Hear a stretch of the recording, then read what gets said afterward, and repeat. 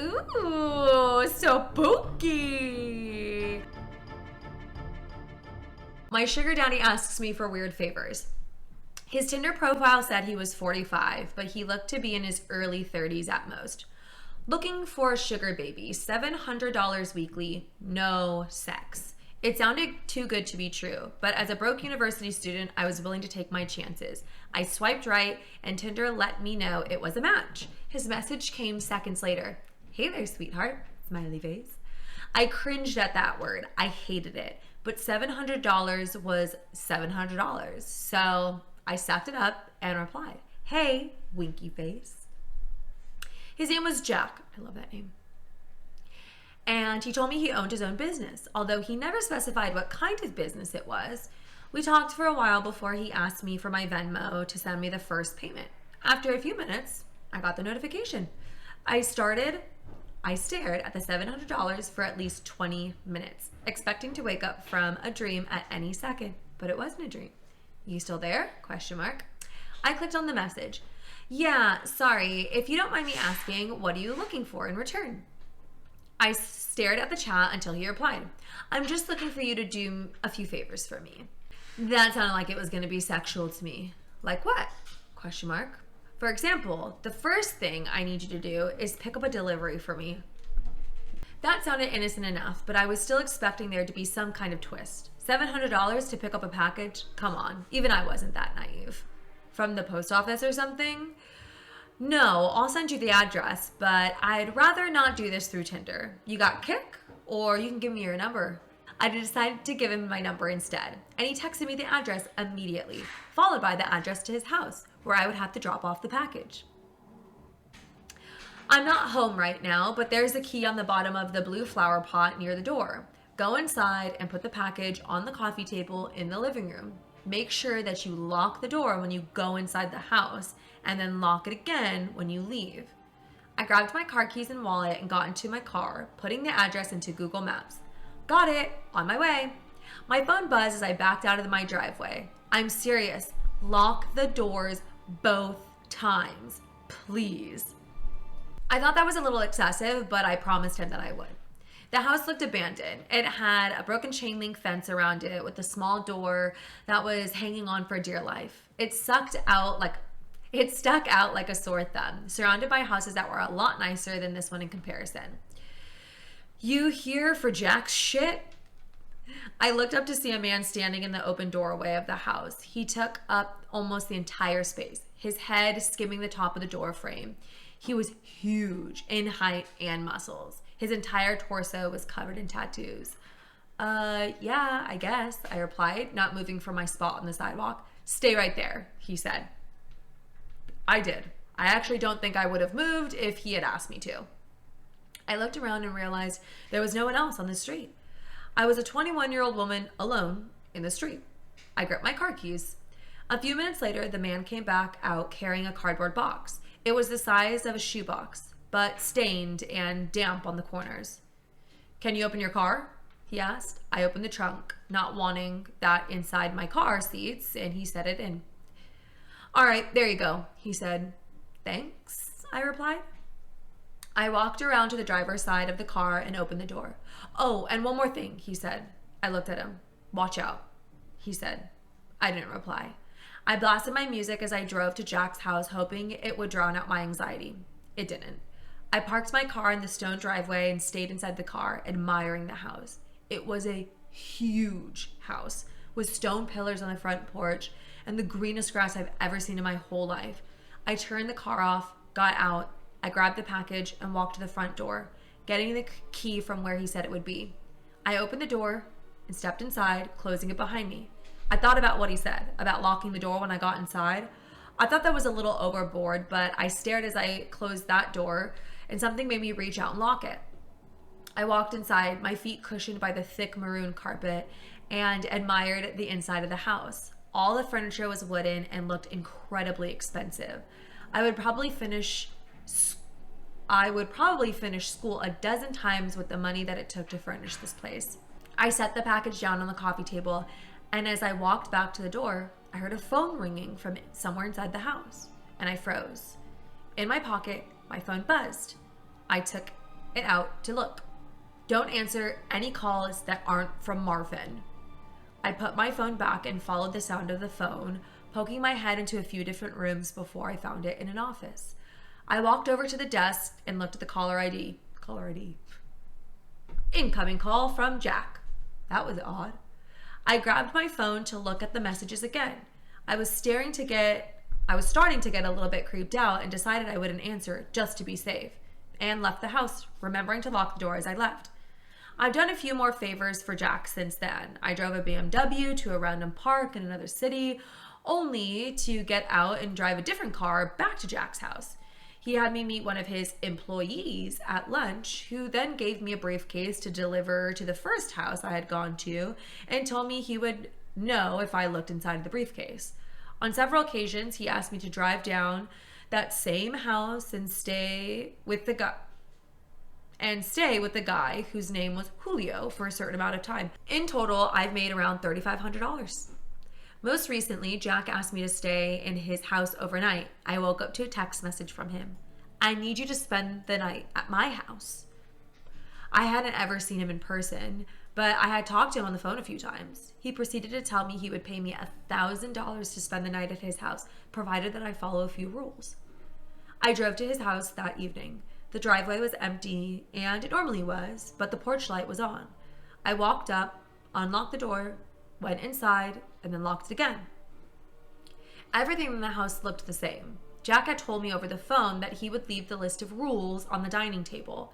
I set all my stuff down in the living room. My bags looked like garbage compared to the fancy furniture in there.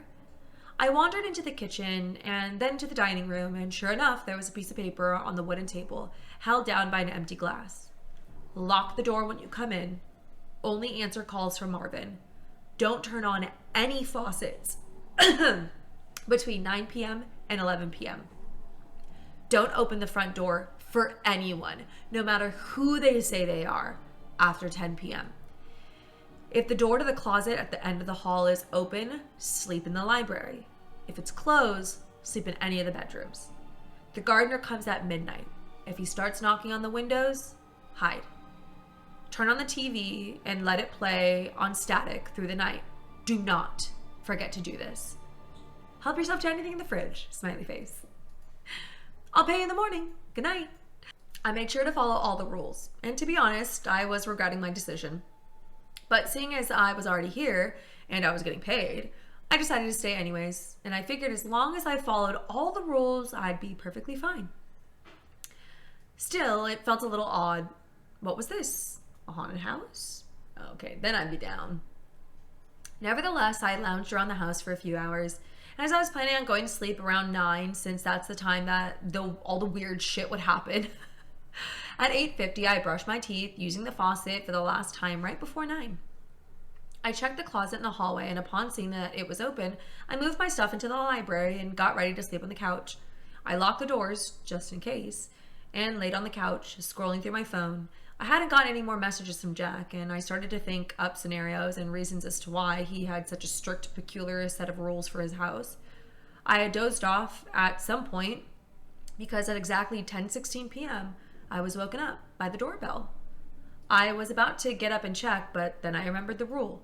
Don't open the door for anyone, no matter who they say they are, after 10 p.m. I stayed on the couch, trying not to move, paranoid that they would even hear the slightest noise. It's the police! Open up! I didn't move. Hello, it's the police! Open up or we're coming in! I still didn't move, but I could hear my heart beating in my ears. There was silence for a while after that. Then the doorbell rang again. Hey Jack, it's me. Let me in. It sounded like Jack, but still I didn't get up.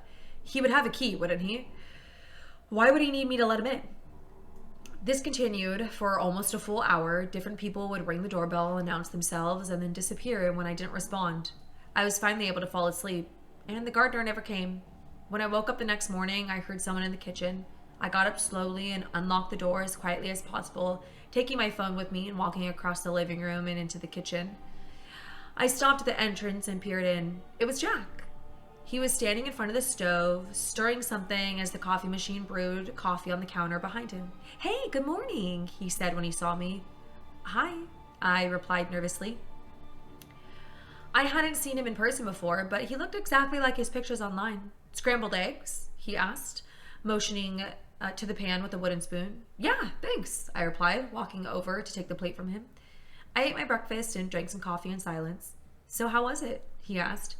It was okay. Nothing super freaky happened, I replied. Cool, he replied. There was an awkwardness in the room. I think I'm gonna go now. I have class, I trailed off. I didn't, but I really just wanted to get out of there. Oh no, yeah, sure. I'll talk to you some other time, he replied. I grabbed my stuff and he walked me to my car. I could see him standing in the driveway, just staring at me as I left. When I got home, I unpacked all my stuff and noticed that I still had the list with me. I sat on my bed and read it again. I felt my body tense up as I realized I had forgotten something. Turn the TV on and let it play on a static through the night. Do not forget to do this. Turn the TV on, let it play on static through the night. Do not forget to do this. Do not forget to do this. I stared at the words on the page until they lost meaning. Beside me, my phone buzzed, snapping me back to reality. It was the $1,000 payment. I looked at my phone and then back at the list. Maybe it wasn't an important step. As I was thinking this over, a text from Jack came in. I'm not in town right now. I should be back next week. So you're free from running any more errands for me until then. Just send the payment. Go do something fun. Smiley face. I stared at the message and read it again, and once more for good measure. I'm not in town right now. I thought back to this morning and how Jack was in his house, how he gave me breakfast. I'm not in town right now. Within minutes, a new text came in from a number that I didn't recognize. Did you forget to do something? Smiley face. The text was followed by a picture of Jack, or whoever this version of Jack was, standing in front of the TV. I didn't respond. Next came another picture. This one was of the outside of my house. It was followed by another text. Watch out. There's a part 2. Okay. I didn't leave my house for almost an entire week. The only reason I didn't stay indoors for longer is that I had an important exam in one of my classes that I absolutely had to be present for. That also didn't help with the anxiety I was feeling. As I drove to campus, I kept my eyes glued to my surroundings, almost running 2 stop signs and a red light. I kept expecting Jack, or fake Jack, I suppose, to pop out randomly on the side of the road, or in the car next to me, or the car behind me. I constantly glanced at my rearview mirror, trying to figure out if the black truck behind me had been there the whole time, or if it was different than the one I had seen 10 minutes ago. I hadn't told him where I went to school, so maybe he wouldn't know, but then again, I hadn't told him where I lived either, and he seemed to figure that out rather quickly. I hadn't texted the real Jack since the incident had happened. I mean, I didn't even know what I was supposed to say. Oops, I didn't follow all your rules, and now there's a weird lookalike of you running around the city. My plan, as foolish as it was to act as if all was well. I wasn't going to stir the pot by telling him I had already fucked up, so instead I was going to wait until he realized that something was wrong, and hopefully he wouldn't. I will admit that not telling him was more difficult than I had thought, and I found myself constantly checking my phone for texts from Jack, but none appeared. I finished my exam that day, sure that I had failed due to my lack of focus, and drove back home where I found Julio standing in my driveway. He was looking down at his phone, and I attempted to keep driving down the street before he saw me, but I wasn't fast enough. Sorry, burped. He glanced and began walking towards my car as I slowly pulled into the driveway, locking my doors and trying to remain calm. Instead of shifting into park, I kept my foot on the brake and shifted into reverse, fully ready in case I needed to make a quick getaway. I sat in the driver's seat, looking forward at my front house, and I wondered for a second if I would be able to get inside and lock the door before Julio got to me. Suddenly, he leaned down and knocked on the window, making me jump. I turned to look at him, and he said nothing. Roll your window down, he said, motioning for me to lower the window. I pressed the button for a split second, making only a tiny crack of open space. You know, it's not me you should be afraid of. I looked at him and glanced at my rearview mirror, trying to see if any of my neighbors were outside, but they weren't, and I was alone with no witnesses. You fucked it up, he said, leaning against my car. I told you to watch out, and you didn't. You managed to fuck up the rules in one night. They always miss at least one. They? I looked up at him but said nothing because I honestly had no clue what to say. Get out of the car. We're going inside. He tapped his hand on my roof of my car and walked towards my front door. I thought about driving away, but I wasn't sure where I would go, and a part of me wanted to hear him out. So I found myself parking the car, turning off the engine, and letting Julio into my house. He took a seat on my couch and glanced around the living room. "This is fancy for a college student. You buy with Jack's money?" he asked. I rolled my eyes as I stood in front of him. "Why did you want to come in?" "All right, touchy subject," he said, shrugging. "I need to talk to you about Jack." "Which Jack? The one I've been talking to, or the one who appeared in my house?" "What?" he snapped, leaning over and resting his elbows on his knees. "What? What do you mean, the one who appeared in the house? Jack isn't back yet. I came here to tell you that you forgot to lock the door after your little house-sitting gig, which Jack won't be pleased about. He's very peculiar about his stuff. And he's gotten rid of girls much prettier. He's gotten rid of girls for much pettier shit than this." I said nothing and stared at Julio while he stared back, waiting for me to explain myself. His use of the words "gotten rid of" made me nervous, and I wondered what he meant by that. Surely he wouldn't kill me over a mistake, right? "Was there someone else in the house?" he asked after a few seconds of silence. "Jack?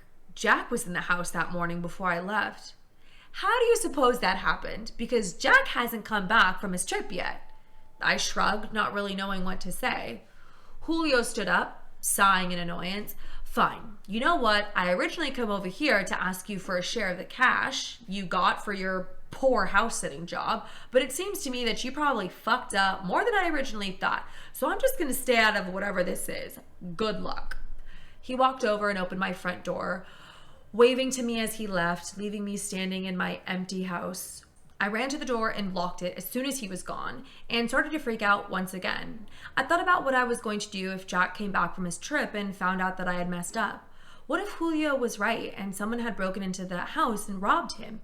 Maybe I just thought I saw Jack, but maybe it was just some other stranger who looked like him.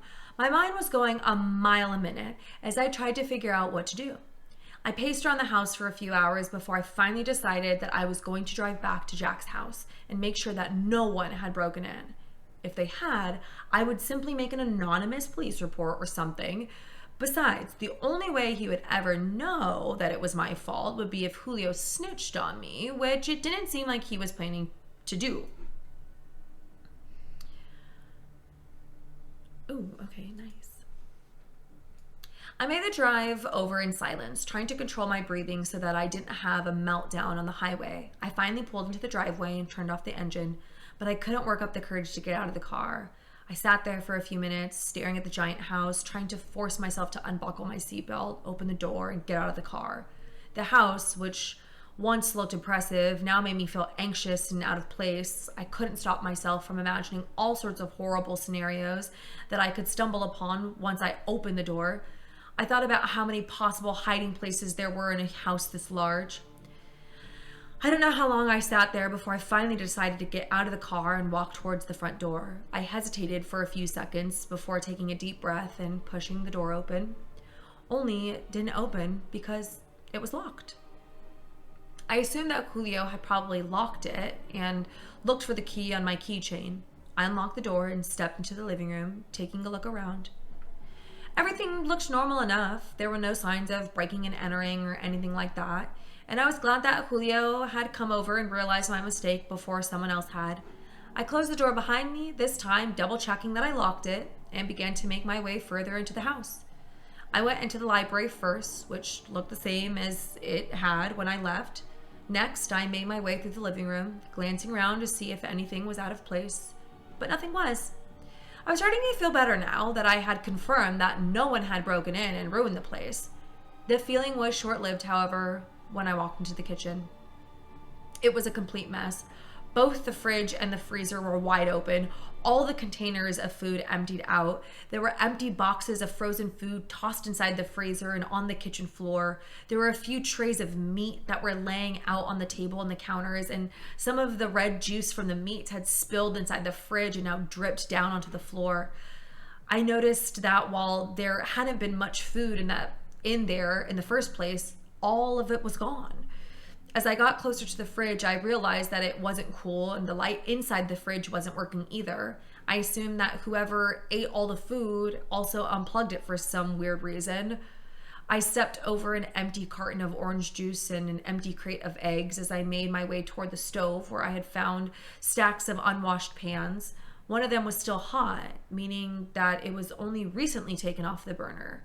There were eggshells all over the counter, and I had thought back to that morning when Jack, or whoever that was, had made me eggs for breakfast. I walked back out of the kitchen, careful not to step on the mess that littered the floor, and made my way down the hallway. I spotted the door at the end of the hall, and this time it was closed. As I continued to walk down the hall, I couldn't help but notice how eerily quiet it was in the house, and I couldn't even hear the sound of the heater running. As I passed the thermostat in the hallway, I saw it wasn't working. The screen was off and there was nothing on it, like it had been turned off or something. I leaned forward and pressed a few buttons, and none of them worked. I poked my head into the study, but that was also empty, although I did see that the landline had been used recently, and whoever used it didn't put it back. The handheld part was hanging off the side of the desk, and I stepped in, grabbed the phone, holding it to my ear, but there was only silence. I put it back and followed the cord with my eyes. It was connected to the wall, but it seemed like there was no power in the house, which explained the refrigerator and the thermostat. I walked out of the study and headed down the hall again, but I froze in my tracks when I noticed that the door at the end of the hall was open now. Someone was in the house.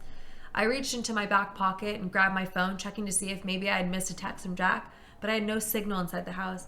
I held my phone in my hand anyway, hoping I'd pick up enough signal to call for help, and began to back away from the door, listening carefully for any footsteps or noises that would let me know if there was an intruder. As I spun around, I found myself face to face with Jack, or whoever it was I was looking at. I knew he was the same man I had seen that morning, but no, I had no idea who he really was. "Sorry," I said, startled. "Which one are you?" he asked me, squinting at me. He was dressed in a stained gray t-shirt and old pajama bottoms that looked like they had been purchased 30 years ago. "What?" I asked. "You're the new one, right? The one from the other day. You're the one who forgot to turn on the television, right?" "Yeah, I'm sorry. I thought I had been careful and I didn't mean to." I stopped talking as he started laughing. "Sorry?" he asked, grinning. "I should be thanking you." "Who are you?" I asked him. I stared at his face, and he looked exactly like Jack, but I couldn't figure out why he was there and when he said that he would be on his trip. "I'm Jack," he replied, as if he was stating the obvious. "But Jack said he wouldn't be back for a few days." His expression changed, and he narrowed his eyes on me. "Did he tell you when he'd be back? Like the exact date?" I shook my head, confused and thinking about how I was going to get past this man and get out of this damn house. "But you can ask him, right?" "I don't know. He hasn't contacted me in a few days." Damn it, I was hoping it wouldn't be that bad. "Can you explain to me what the hell is going on?" I asked him. "You shouldn't have come back here." Something felt off to me, and chills shook my entire body. Part of me regretted not going with my original plan of acting like everything was okay. I didn't want to stay in the house any longer, and there was really nothing that I could do anyway. Besides, I was getting a bad feeling from this guy claiming to be Jack. I slowly stepped past him, glancing back behind me as I continued to walk into the living room and toward the front door. I found myself walking faster and faster until I was basically running and throwing myself at the front door. I couldn't help but shake the feeling that something bad was going to happen if I stayed in this house any longer. I unlocked the door, but just as I was about to open it, I heard the lock slide back into place. Only it sounded a lot louder than usual. I jiggled the doorknob and realized that while the doorknob wasn't locked, something else was. And it wasn't keeping me from opening the door. And it was keeping me from opening the door. I began to freak out as I pulled on the door urgently, trying to get it to open, but something was keeping it shut. "What the fuck?" I said out loud. I glanced toward the hall and I heard another noise, but I quickly realized that it was the sound of air flowing through the vents. It seemed like the power was back on, and somehow some sort of security system had activated at the same time. I looked down at my phone, and not only did I have signal now, but I also had 3 messages from Jack. I'm back. What happened? I know you're in the house. I looked around the room trying to find him or any security cameras in the room that would be alerting him of my presence in the house. I didn't see any and grabbed my phone and texted him back. Are you here? I held my phone in my hands as I made my way back toward the hallway to find the other Jack that I had seen earlier. If he even was another Jack, maybe this was all the same person and he was just messing with me for some reason. A part of me thought that perhaps I deserved all of this for doing all of this in the first place. I mean, why was I so quick to agree to run errands for a random man that I had never met? Sure, I needed the money, but going to a stranger's house has got to be on the top of the list of the 10 dumbest things that you could do ever. Especially considering the fact that no one knew where I was and I didn't have a weapon to defend myself if I needed to. I stood in front of the closed door for a second before making my way over to a window. I tried to open it, but the security system had locked the windows shut as well. I thought about breaking the window open, and I grabbed a sturdy-looking vase, took a step back, and then threw it at the window as hard as I could. The vase shattered as it made contact with the window glass, but the windows were fine, unscratched. The only way I was getting out of there was through the front door, but first I had to disarm the security system somehow. I walked back to where I had left Jack, but he was gone and nowhere to be found. Jack, I called, my voice echoing throughout the house. The door at the end of the hall was closed once again, and I began to walk towards it, peeking into each room as I passed it, but there was no one else in the house. As I reached the door, my phone buzzed in my hand. You were supposed to follow the rules. I stood in front of the door, trying to work up the courage to open it and see what was in the room. I know, I'm sorry. I came back to make sure everything was okay. I reached out and grabbed the doorknob, taking deep breaths. The buzzing in my hands startled me, and I ignored it as I turned the doorknob and pulled the door open. I stood in the threshold and at the top of the wooden staircase. Below, it was a badly lit basement. I slowly walked down the stairs, glancing at my phone. I didn't reply and kept walking until I was at the bottom of the stairs. While I wasn't sure what I was expecting, it wasn't the normal looking basement apartment that I had stumbled into. I found Jack sitting on the couch against one of the walls. He was reading a magazine and glanced up when he heard me step off the stairs. What are you doing? He shot to his feet as he shouted at me. The door locked and I can't get out, I replied. You're so fucking stupid, he exclaimed, walking over to me. That's rude. How was I supposed to know the doors would lock when the power came back on? You weren't supposed to come back, he shouted, his face turning an angry shade of red as he yelled. I wanted to make sure everything was fine, I replied. Who cares? You got $1,000 for house sitting. Why didn't you just take it and leave? Why are you so angry? Why are you even here? You're clearly not Jack, I snapped, annoyed. How do you know? He asked in a calmer tone. What? How do you know I'm not Jack? I look like the pictures that you've seen, don't I? Yeah, but Jack is on vacation, I replied. How do you know? He repeated. What are you talking about? Have you ever met Jack in person? Have you ever talked to him on the phone, video call, anything other than text messages every few days? I didn't reply, staring at him. He was right. He did look exactly like the photos I had seen on the Tinder profile. That's what I thought, he replied to my silence. What are you saying exactly? I asked as I heard my phone buzz once again. How do you know that the person you've been talking to is a real person? As a matter of fact, how do you know that it's not me? Maybe this was my plan all along, to lure you here. At that point, it finally hit me. He was right. I didn't know if I was talking to a real person. All that I was doing these random favors for someone with an internet profile who wanted to pay me money to do these things for some reason. I guess I had always felt that there was something off about a sugar daddy who was willing to pay someone to do these things other than having sex with them. But I needed the money too badly to spend too much time questioning it. I was feeling even more scared now, and my palms were cold and sweaty as I stood there, waiting for him to do something. I could run back upstairs, but I didn't think I was fast enough to get out of there to find something to jam the door and keep him downstairs. I took a shaky, deep breath as I tried my hardest not to make it seem like I was scared. If Jack was dangerous, I didn't want to alert him of my plans and to try to run. After a few seconds of silence, I glanced down at my phone to read the most recent text, but there were no new notifications. "That wasn't your phone," Jack said, breaking the silence. I looked up at him and glanced at the phone sitting on the table nearby.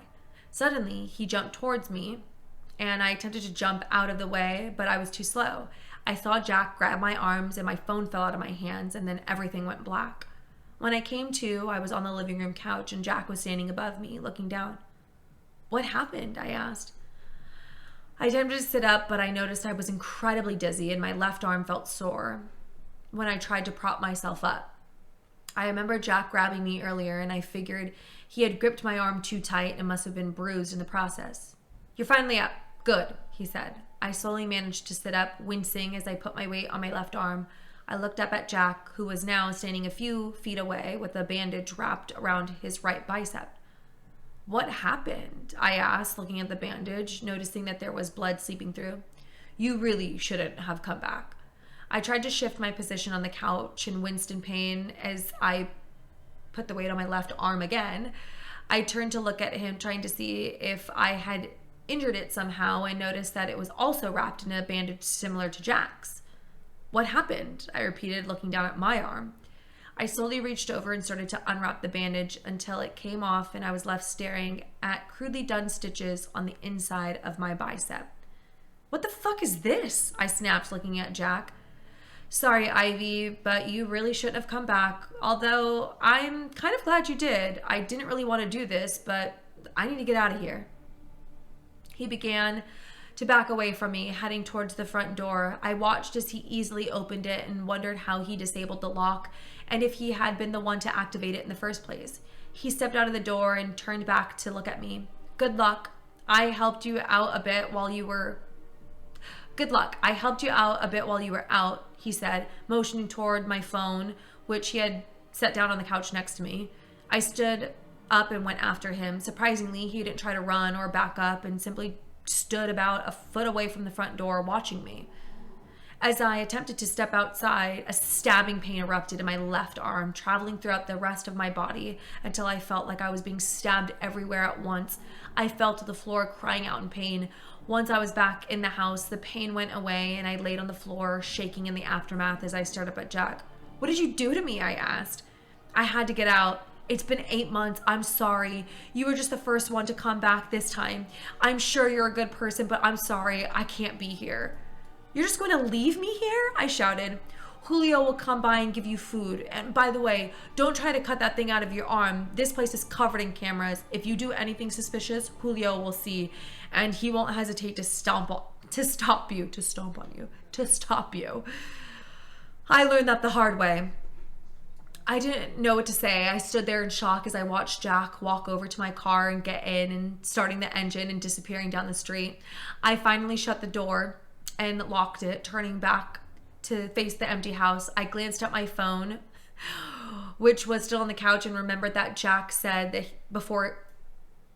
I glanced at my phone, which was still on the couch, and remembered what Jack had said before he left. I walked over, trying not to move my arm too much as I picked it up and turned it on.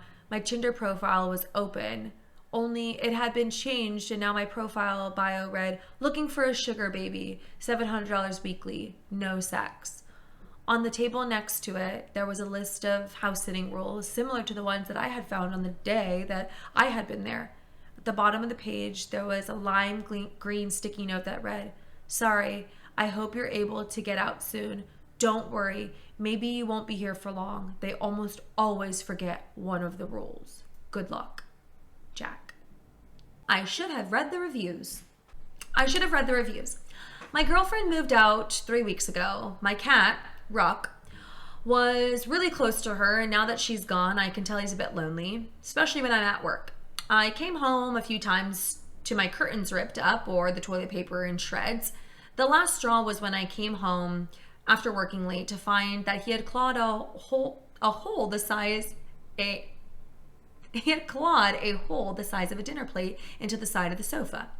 I decided I had to do something. I tried different toys, even catnip, but nothing worked. One night while browsing Amazon, I saw a pet camera. It's a tiny camera that records your pet on a live feed so you can monitor their behavior while you're away. It even has an audio function so that you can talk to them. I have that. Sounded silly, but hey, I love my furry dude, so I bought it. I got overnight shipping and installed it immediately, and I decided to set it up in my bedroom as that was where Ruck dwelled most. My first day at work, I think I checked the camera 30 times. When I spoke into the microphone, Ruck seemed to be happier, and I noticed that there was no destruction around the house either. By day 4, I figured I'd solve the problem with Ruck. That leads me to right now.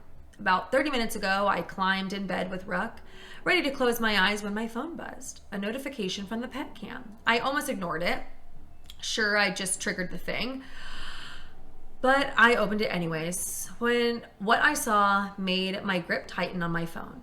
Instead of a video of myself in bed, I saw a man, tall, gangly, with pale skin and large eyes. He was moving into my room with exaggerated steps, like a sneaking cartoon character. He got right up to the lens, so close I could almost smell his rotten breath. He smiled. I immediately paused the video, terrified. I looked at the spot where the man should have been standing, but there was nothing there. I went onto Amazon and found the pet camera and read the reviews, hoping for some weird glitch. It had to be a joke, right? The first dozen reviews were pretty standard, but the last caused me to bolt upright. The customer complained that the camera was on a time delay and sometimes as much as 15 minutes.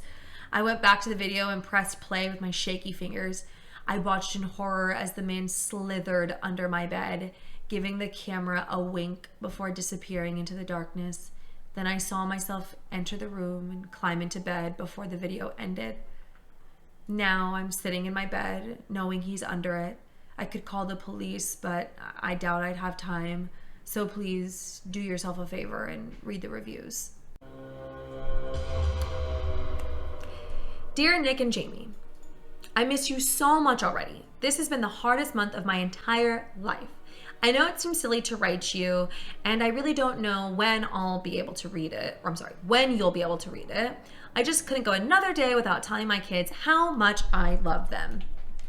You both will be happy to know I am working very hard to bring you back. What? Wait, I was supposed to be on. I have been to lots of job interviews and even have a second interview on Tuesday with a real office. That's only 3 days away. Soon I will have a new good paying job. And then I'll rent us one of those nice big apartments we used to drive by on the way to school. You'll both be able to have your own rooms. It will be so much nicer than this crappy place. I want to say again how sorry I am for everything. I tried so hard to make sure you guys didn't notice how poor we were. But Nick, you're almost 11, and I know you noticed. And Jamie, I remember the day my sweet girl came home from school crying because you didn't have the right clothes to make the other kids like you. I'm so sorry I failed you both so much. I love my children more than anything, believe that. I can't wait to get my life together, to get my life on the right track so you can come back. I've had a lot of time to think without you guys here, and I know it's no excuse. But I also grew up very poor. I wanted the best for my children, but I didn't give that to you. I dropped out of school in the 9th grade to have you, Nikki. You were the bright sun in my world until your little sister came along 5 years later, and now I have 2 sons, just like Star Wars, Nikki. I have been watching your movies since you're not here. I miss you so much. Yesterday, as I was walking home from the bus stop, I saw a yard sale. I bought a Pinkie Pie blanket for you, Jamie, and a set of Star Wars ship Legos for you, Nikki. It is already built, but you can take it apart and build it again. I know you can do it. You're so very smart. I know I shouldn't have spent the $4 because I'm saving for a better apartment, but I couldn't resist. It was hard to watch my babies go hungry so many nights. Now that it's just me to go hungry, I can spare a few dollars here and there. I also got rid of the bed bugs in your room. I sanitized all the blankets and toys and borrowed our neighbor's steam vacuum. Even though you will come back to the new, bigger place, it was nice to be able to do a bit of mothering with your toys. I'm looking at the apartment complex over by your school for us. I know you guys hated the 2-hour bus commute we had to take every morning, but I really wanted you to be able to go to a good school because you are both so smart and deserve a good school. And the apartment is only 3 blocks away. It even has a pool. I can't wait to show you. We will be so happy there. I have the money to buy your favorite foods at the grocery store and no more church Christmas presents. I can't wait to be able to give you guys everything you deserve and finally be the mother that you deserve. I know I promised you'd come back in less than a year. It's taken me a bit longer than I thought to get a job interview, so it may be a little longer, but under a year and a half for sure. I know it's a long time, and the only thing that keeps me going is knowing I'm doing all of this to give you a better life. I want to be a good mama. I hope you are both sleeping well. I try not to go into your rooms too much. The urge to open the freezer and look at my 2 babies is so strong. And plus, I don't know if that will affect anything. You don't really understand science too much. I spent our last pennies on that deep freezer, but I know I did the right thing. I'm so glad I remembered Grandpa Bob used to freeze wood frogs in his icebox. They always seemed so much happier when he took them out in the spring and brought them back. You'll be happier too. No more jelly bread for dinner or tattered clothes. Well, I'm going to go iron my white pants again. I can't wait until Tuesday. As soon as I get this job and save up enough money, I can move to Woodboro and wake you up. How did a mom like me get lucky enough to have kids as great as you? Soon. See you soon, my angels. I love you, Mommy. Free diving. It had promised to be an awesome day. My dad was finally going to take me deep sea fishing off the east coast of the island. Like most kids on the island, I wasn't allowed on the east beach. It was for a stupid reason, of course. A mile out from the east shoreline was a 500 feet drop off, an undersea cliff, and they didn't think it was safe for us. A 500-foot drop off? No. I think my dad agreed to take me to the east beach because of the divorce. Both of my parents were trying to win custody of me. They wanted me to choose. I just wanted my family back. We made a plan to boat around the reefs for a while, snorkel, and let me practice my free diving. I had been working on it for a year and I could already free dive down to 21 feet.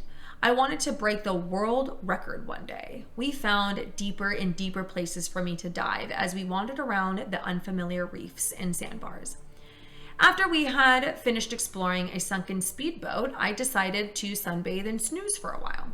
Dad got behind the helm to take us to our next location. I was awoken by a shrill ring from my dad's phone. He cut the engine so that he could hear the person on the other end of the line.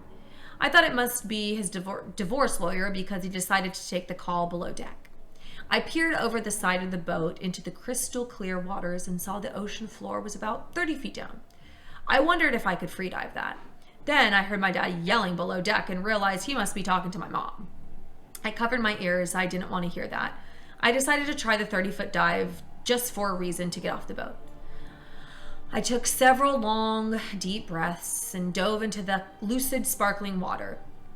I made it down 10 feet easily and then 15. I struggled to 20 and then 25. I was doing it. I was almost there. I just needed to touch the sea floor and I could claim victory. I was so close. Just a little more. I can make it. I can do it. My lungs began to burn and I could feel the panic welling. And then I was there, 30 feet down. I quickly braced my legs and pushed off against the seabed, jettisoning my way up toward the surface. My chest and my head were, oh no. My chest and my head were aching severely now. I swam up as hard as I could, hoping I hadn't made a terrible mistake. Darkness peeked around the corners of my vision. My arms and legs began to feel weak. This had been such a stupid idea. I was going to drown here, and then suddenly I broke the surface. I took the deepest breath I've ever taken and tread water for a few minutes as I tried to recover. I'd done it. I climbed up onto the boat, and Dad was coming up the stairs. Dad, I did it. Did what? I free dove down like 30 feet and touched the seabed. See? I looked over the side of the boat. Oh, actually, it only looks about 20 to 25 feet, I said quickly. But that's still a personal record. My dad raised his eyebrows and went over to look at the side of the boat. I peered down with him. Oh, well, now it only looks around 15 feet. Never mind, I guess, I frowned. Dad backed up from the bow and started shaking his head. Oh my God, he whispered. What? Sarah, we passed the drop-off a quarter mile ago. But he started running for the wheel. Dad, what's wrong? I yelled, alarmed. I didn't understand. The sea floor was there. I touched it a moment ago. I looked over the edge again. 5 feet. Oh. Spooky.